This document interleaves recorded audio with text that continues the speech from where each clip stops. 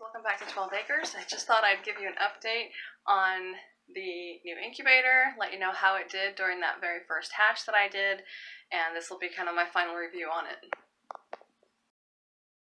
So to take the turner out, I'm just going to gently lift up, it's hard to get a hold of it, the dome,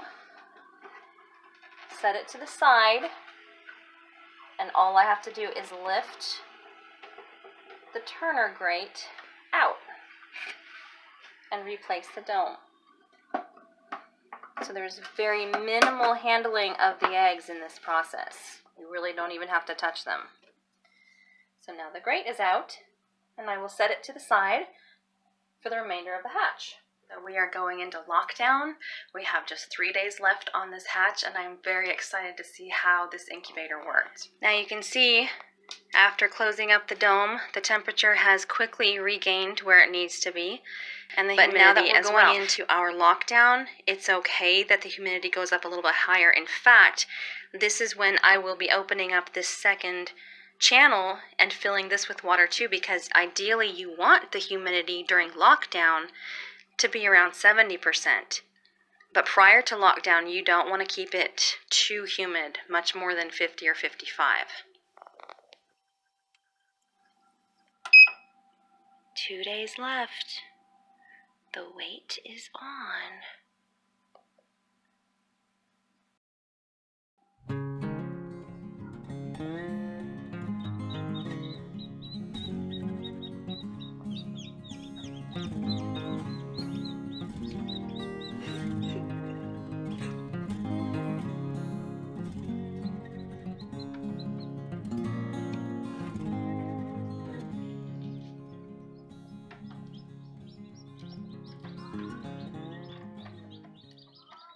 So the one thing I don't like about this incubator is how small it is. Look how huge these chicks look in it, and these are just normal sized chicks. These are not any large breed or anything. Standard all-purpose breeds, egg layers. From what I can tell, I believe I've got 16 chicks in there. It's hard to count. Now, a major problem that I'm realizing I'm going to have is when I go to take the chicks out of the incubator. There are still a few eggs in there that haven't hatched yet. I don't know if they still will or not, but some of these chicks have been in here 2 days now.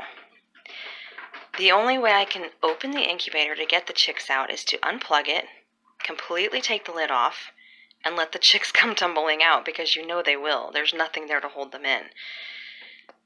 So I will be setting this down inside of my brooder box to do it. But of course, by the time I get all the chicks out, the incubator will completely cool off, leaving the remaining eggs more than likely meaning they're not going to hatch.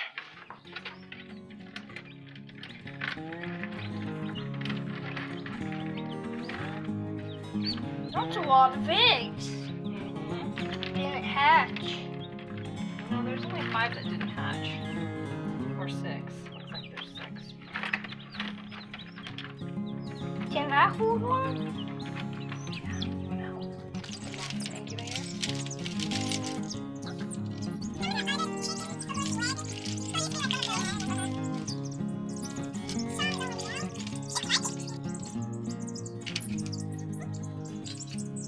Here, we gotta count. 1, 2, 3, 4, 5, 6, 7, 8, 9. Let's see it in. See the hood. It's like dotting on.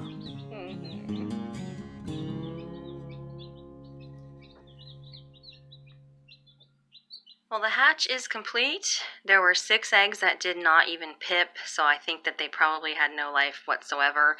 And those may have been eggs that I had to wash, and perhaps I washed too much of the bloom off. I'm not sure. So whatever the reason is, I think the hatch rate ended up being about 73%. So that's not too bad. And like I said, some of those eggs that didn't hatch could have been from my fault.